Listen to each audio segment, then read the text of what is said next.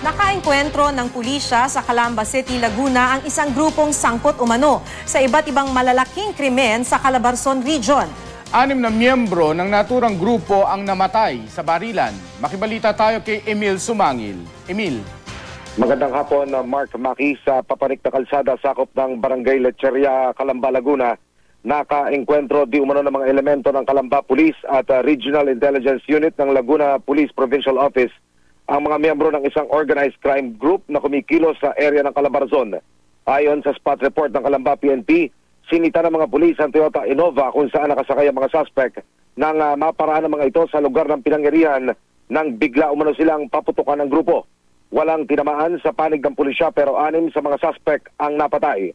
Naisugod pa sa ospital ang isa sa kanila pero idineklara rin itong dead on arrival. 2 pa sa sinasabing kasama ng mga napatay na suspect ang subject ng manhunt operation matapos na sinasabing makatakas sa kalagitnaan ng bakbakan.